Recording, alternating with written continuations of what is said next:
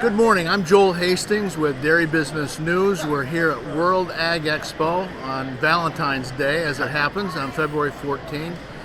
We're at the Rabo AgriFinance display, and we're talking this morning with Lucas Fuess, whose name I did not check with. You got it exactly correct, actually. Lucas Fuess, who is the relatively newly named dairy economist with Rabo AgriFinance. Lucas, we also share a home territory in upstate New York. But tell us a little bit about your background and your resume before you arrived here in this position. Awesome. Thanks, Joel. Great to be here in Tulare this morning. Like you said, I grew up on a dairy farm in upstate New York. My family is still there farming today, which is great. I make it home a few times a year at least. My whole career, though, I've been in Chicago, Illinois. So 12 years now, a few different jobs. But originally, my first job, I was with Glanbia Nutritionals, working there as a dairy analyst and dairy economist, primarily on the cheese side of the business. And then most recently, I was at High Ground Dairy. So brokerage firm, futures and options. My role there was kind of directing the market intelligence side of the business. So similar work to what I'll be doing at Rabobank, actually, in terms of looking at trends in the industry, doing a bit of dairy price forecasting, and making sure that the whole supply chain was kind of up to date on the markets. And yeah, like you said, I joined Rabobank at the beginning of this year. So this is, I think, week 6 or 7 here with Rabobank. So it's great to be here at World Ag Expo and meeting and interacting with some of our clients and getting to know my role. Well, we're happy to have you join us early in your career with Rabobank, Rabo AgriFinance, I should say, probably. From your upstate New York background, you also have connections with Cornell, both from your undergraduate degree and then since then working with the dairy department. Just give us a little bit of idea about your academics. Yeah. My undergrad was at Cornell University, majored in animal science there. And then since then have tried to keep up a little bit with the department. I am actually speaking at the Cornell Herd Health and Nutrition Conference coming up in April in Syracuse.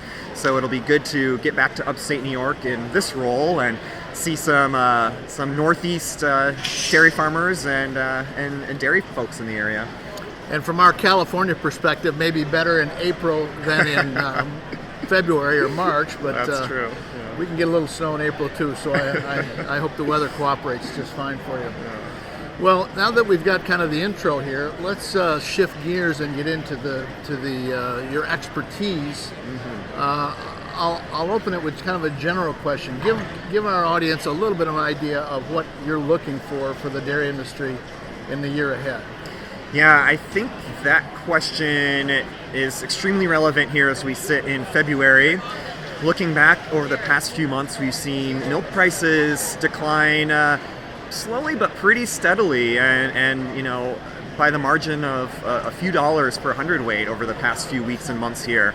We're now looking at Class 3, Class 4 futures markets in near-term months that have numbers with 17s in front of them, 18s maybe into some of the deferreds, and those are pretty low prices compared to, in some cases, the records that we saw last year. So I think at the forefront of my mind, and of course dairy farmers' minds, is how long are prices going to be here, and what does it look like throughout the entirety of this calendar year?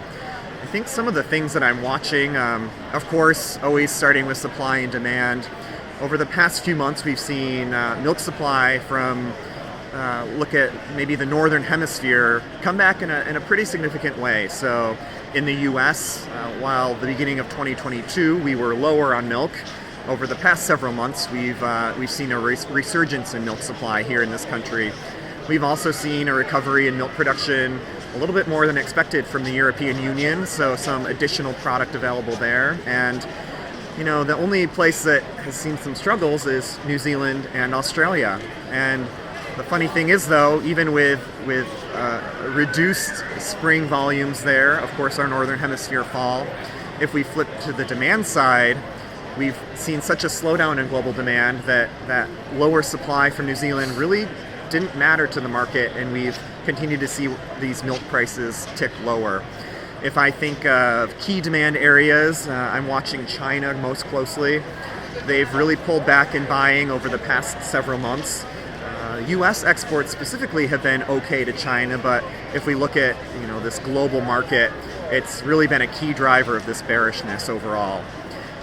What does all this mean to me? I think as we look at costs of production, whether I look at us here in California as we sit today, actually I would probably say most parts of the country here in the U.S., we're looking at farmers who are maybe barely break even to maybe even losing $1 or $2 per hundredweight here in the next few months.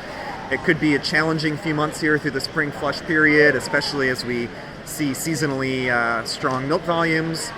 All this said, I am looking for a little bit of a resurgence in milk prices into the back half of the year.